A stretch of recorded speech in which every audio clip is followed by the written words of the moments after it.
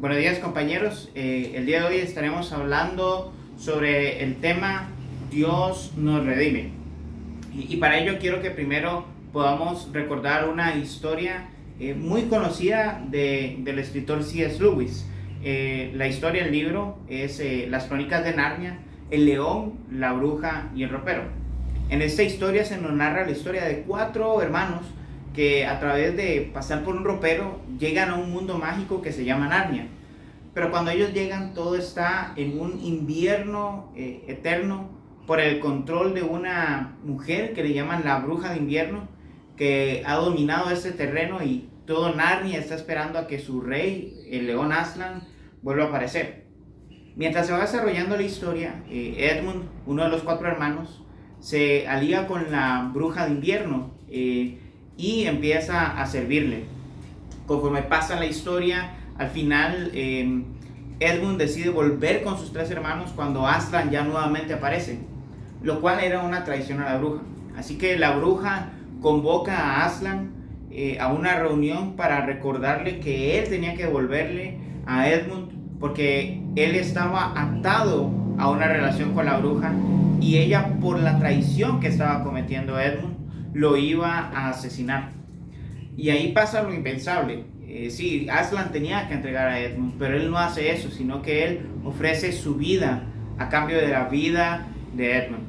Entonces, en esa misma noche, después de humillar a Aslan en muchas ocasiones, la reina, la bruja de invierno, ata a Aslan a la mesa de piedra, que era el lugar donde tenían que hacer ese sacrificio, y le clava una daga en el corazón, matando a Aslan en esa noche. Esto es redención, es pagar la culpa de otro por tus mismos méritos, es cubrir el pecado, la falla de alguien más. Y esta imagen C.S. Lewis no se la inventó, él mismo la vio en la palabra de Dios. Y de eso es de lo que vamos a estar hablando hoy, sobre cómo Dios nos redimió a un alto costo para hacernos su pueblo por la eternidad, para vivir eternamente con Él. Para ello vamos a ver 3 aspectos importantes alrededor de la palabra, y el primero de ellos es que Dios nos redime porque somos esclavos. Número 2, que Dios nos redimió a un alto costo. Y número 3, que Dios nos ha redimido para poder vivir eternamente con Él.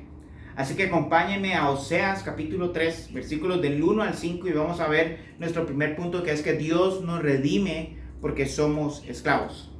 Oseas es un profeta muy conocido, ya que su historia de matrimonio con una mujer infiel fue la manera que Dios utilizó para representarle a Israel que Él amaba a Israel a pesar de que ellos eran idólatras e infieles a Dios.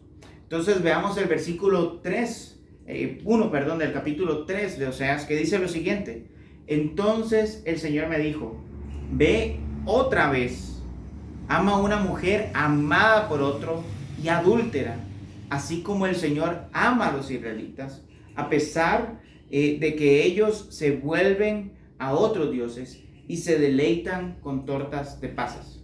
En este versículo Dios nos muestra lo que tenía que hacer Oseas. Además de haber amado a Gomer cuando ella había sido prostituta, ahora él tiene que perdonarla cuando le ha fallado en su matrimonio y cuando, como vamos a ver más adelante, probablemente cayó incluso en esclavitud sexual. Y todo esto Dios se lo pide a Oseas para poder mostrar cómo Israel actuaba de esa manera. Yo creo que no es desconocido para nosotros que Israel en el desierto adoró a otros dioses antes de entrar a la tierra prometida, que en el periodo de los jueces se entregó a muchos dioses de los filisteos en vez de adorar a Dios realmente. Y podemos recordar también que después de que se divide el reino en dos, el reino de Israel, el reino del norte, simplemente se dedicó a adorar a otros dioses, lo cual era idolatría. Y probablemente usted, mientras estamos hablando de esto, dice, sí, qué barbaridad con Gomer, que fue infiel a Oseas, que a pesar de que él la había restaurado cuando ella era prostituta, le es infiel. Y podríamos decir también incluso qué infiel que es Israel. Si yo hubiera visto los milagros que Israel vio, jamás sería infiel como él fue. Pero realmente eso no es cierto. Nosotros estábamos en una situación similar, idéntica a la que estaba viviendo Israel, si no fuera por la obra de Cristo. Paul David Tripp, hablando sobre el pecado, lo define de la siguiente manera. En su esencia, el pecado también es adulterio espiritual. Toma el amor que solo pertenece a Dios y se lo da a alguien más. Es una vida determinada por la satisfacción de los deseos en vez de por el compromiso y la fidelidad sincera. Piensa en su corazón por un momento. ¿Qué cosas fuera de Dios roban su atención y usted anhela de una manera tan fuerte que no puede dormir si no lo tiene? Respóndase las siguientes preguntas. ¿Miras a las mujeres con lujuria? Ya sea por medio de pornografía o el simple hecho del Instagram o ir caminando por la calle. Te desvives por criticar a otros cuando hacen las cosas mal, por dar chisme respecto a otras personas o incluso ardes de envidia cuando alguien obtiene éxito. No puedes dormir si no obtienes esa casa, ese trabajo, ese salario o esa posición que tú quieres obtener. ¿Estás dispuesto a sacrificar tu integridad con tal de ser aceptado por los demás? Si tu respuesta fue sí a alguna de estas preguntas, déjame decirte que tienes una lucha con el adulterio espiritual. Y es algo que creo que todo humano sufre porque es nuestra naturaleza. Y antes de Cristo éramos esclavos a esa naturaleza. Y la razón por la cual hablo de esclavitud acá es por lo que siguen los siguientes dos versículos que vamos a leer a continuación. Oseas 3, 2 y 3 dice lo siguiente. La compré entonces para mí por 15 siclos de plata y 1,5 homer de cebada. Y le dije, tú serás mía durante muchos días. No fornicarás, ni tomarás otro varón, y lo mismo yo haré contigo. El precio que Oseas está pagando por Gomer acá, estos 15 ciclos de plata y 1,5 homer de cebada, suman en total el valor de unas 30 monedas de plata. Y esto es muy importante por dos razones. Primera razón, en Levítico 27:4 se nos dice que si un buey acornea a la esclava de otro hombre, el hombre que es dueño del buey tiene que pagarle a aquel cuya esclava murió por ser acorneada por el buey 30 ciclos de plata. Ese era el precio de una esclava. En otras palabras, Gomer estaba esclavizada a este hombre por alguna razón. Probablemente la inmoralidad sexual la llevó a prostituirse hasta el punto de llegar a ser esclava sexual. Y Oseas tiene que pagar este precio, y aunque él no tiene todo el dinero, logra juntar con la cebada y poder pagar por ella. Pero no solo esto es lo que nos interesa recordar de las 30 monedas de plata. ¿Quién fue vendido por 30 monedas de plata? Sí, Jesús fue vendido por 30 monedas de plata. Ese fue el precio que el Sanedrín le dio a Judas a cambio de entregar a Jesús. Y eso habla de nuestra propia esclavitud. Antes de Jesús, nosotros fuimos esclavos del pecado. Y el versículo 4 y 5 nos va a narrar en Oseas 3 la manera en la que Dios nos libera y la forma en la que Él quiere que vivamos hasta los últimos días. No vamos a entrar en detalles en esto porque lo vamos a ver más adelante. Pero bueno, como pudimos ver en estos versículos en Oseas, Dios nos ha rescatado, ha prometido rescatarnos de la esclavitud al pecado por su amor. Pero ¿a qué precio? ¿Qué precio pagó Dios para liberarnos a nosotros? Y eso es lo que vamos a ver ahora en Efesios capítulo 1, versículos del 7 al 10, que nos enseña nuestro segundo punto, que es que Dios nos redimió a un alto precio. Pablo habla de la costosa redención que Dios realizó para con nosotros en la carta de Efesios. No tenemos mayores detalles respecto a esta carta por las razones por las cuales Pablo la escribió, pero sí sabemos que este inicio es una alabanza a Dios por la salvación que Él ha entregado, y eso se aplica de manera general a toda la iglesia. Entonces veamos el versículo 7 y la primera parte del versículo 8. Dice, en Él tenemos redención mediante su sangre, el perdón de pecados según las riquezas de su gracia que ha hecho abundar para con nosotros. Pablo es muy claro acá, creo que no hay mucho que explicar al respecto. El perdón de pecados, la compra de nuestra libertad, eso lo hemos obtenido a precio de sangre, a precio del sacrificio de Jesús, el único perfecto que murió en la cruz para rescatarte a ti y para rescatarme a mí. Solo había una forma en la cual nosotros podíamos pagar por nuestros pecados, y era la muerte, o por medio de un sustituto perfecto. Y eso es lo que obtenemos en Jesús, el sustituto perfecto de nuestros pecados. Una persona de la Trinidad tuvo que entregarse, tuvo que tomar nuestro lugar, como Aslan lo hizo con Edmund, para poder liberarnos del pecado, para poder liberarnos del castigo que merecía nuestros pecados. Eso es redención. Y después de esto, Pablo nos va a decir que la redención no simplemente es un perdón de pecados y el olvido por parte de Dios de nosotros. No, Dios nos ha perdonado y ahora nos va a mostrar por qué nos ha perdonado. Dice la segunda parte del versículo 8 y el versículo 9. En toda sabiduría y discernimiento nos dio a conocer el misterio de su voluntad, según la buena intención que se propuso en Cristo. Perdón. La redención, como si se tratara de quitar una venda, nos ha mostrado cuál ha sido el plan de Dios desde el principio. Nos ha dado la capacidad de entender el Evangelio, el gran misterio de Dios.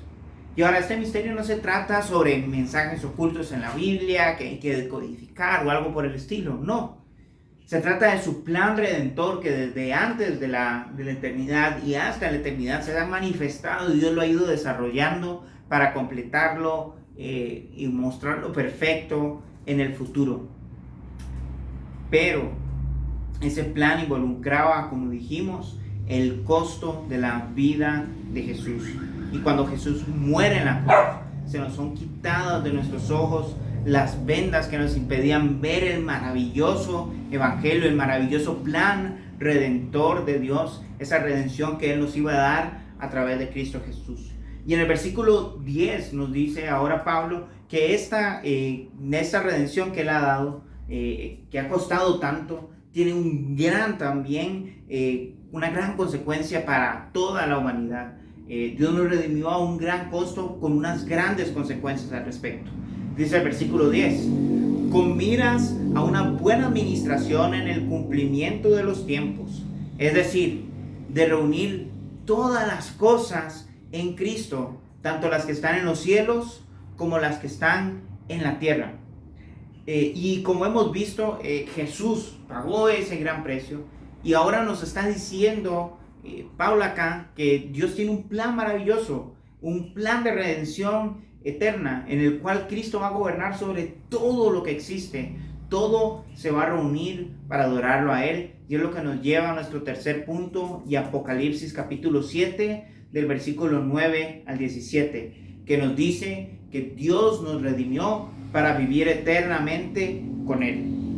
En Apocalipsis 7 del 9 al 17, Juan nos va a mostrar el cuadro final de toda la creación. ¿Qué es lo que va a suceder cuando Jesús regrese por su pueblo? Y es que vamos a vivir eternamente con Él para adorarlo, y nos va a decir nuevamente la razón por la cual es que esto va a suceder.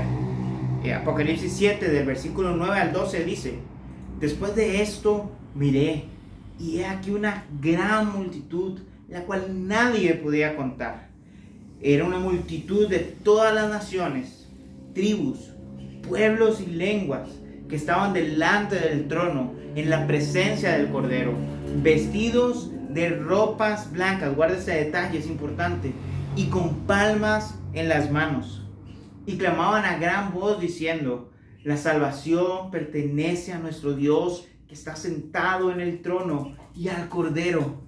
Y todos los ángeles estaban de pie alrededor del trono y de los ancianos y de los 4 seres vivientes, y se postraron sobre sus rostros delante del trono y adoraron a Dios, diciendo: Amén. La bendición, la gloria, la sabiduría, la acción de gracias, la honra, el poder y la fortaleza sean a nuestro Dios por los siglos de los siglos.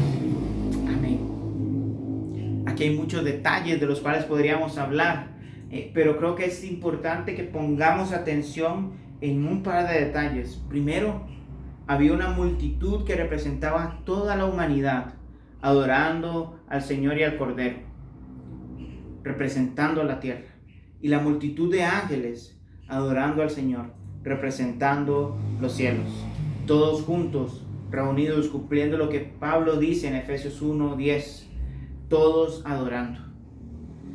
Este es un detalle sumamente importante. Y el segundo es, ¿por qué la multitud tenía las ropas blancas? Bueno, el versículo 13 y 14 nos dan la respuesta que dice: entonces uno de los ancianos habló diciéndome, estos que están vestidos de ropas blancas, ¿quiénes son? ¿Y de dónde han venido? Y yo le dije, Señor, tú lo sabes. Y él me dijo, estos son los que han salido de la gran tribulación y han lavado sus ropas y las han emblanquecido en la sangre del Cordero. Nuevamente aquí hay muchos detalles a explicar, pero lo que nos interesa ver acá hoy es que estas personas tenían ropa blanca, la cual representaba pureza completa. ¿Y por qué ellos eran puros? Porque la sangre del Cordero los había limpiado. Su sangre cubrió todo el pecado de estas personas que están delante del Señor. Y es lo que Pablo dijo en Efesios 1, y es lo que Dios prometió en Oseas, que iba a limpiar los corazones de las personas, que los iba a liberar de su esclavitud, para que pudieran vivir eternamente y para siempre con Él. La razón de la pureza de ellos es que la sangre de Jesús limpió su vida por completo.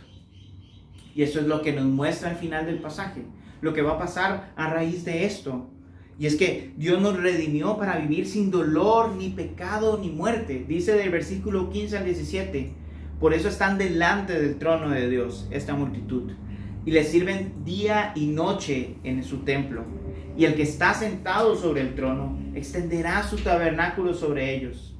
Ya no tendrán hambre ni sed, y el sol no caerá más sobre ellos, ni calor alguno, porque el Cordero que está en medio del trono los pastoreará y los guiará a aguas de vida, y Dios enjugará toda lágrima de los ojos de ellos.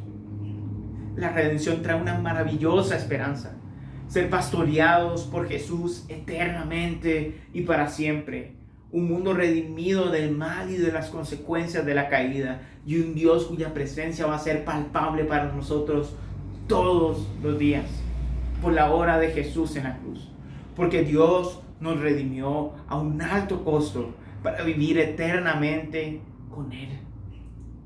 Nuestro propósito, vivir para adorar a Dios eternamente, se va a cumplir porque Él nos redimió, porque Él nos limpió de nuestros pecados, porque Él redimió a la creación a través de la sangre del Cordero, porque Él perdonó nuestros pecados, nos redimió de nuestra culpa a través de la sangre del Cordero. Dios nos redimió a un costo alto para vivir eternamente con Él.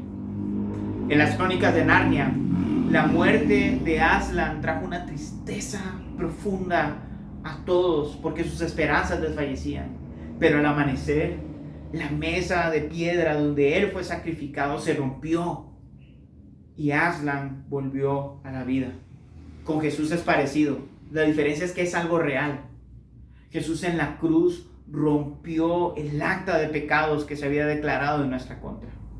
Y en su resurrección nos ha dado la esperanza y una vida eterna. De que este cuadro de Apocalipsis, de que las palabras que Pablo dijo en Efesios 1:10, de que el mensaje de Oseas en el capítulo 3, de que todos iban a buscar al Señor en los últimos días, se va a cumplir por la obra de Jesús. ¿Acaso hay una razón mayor para alabar a Dios hoy? ¿Qué le parece si oramos y terminamos adorando a Dios en oración por la obra que Él ha hecho?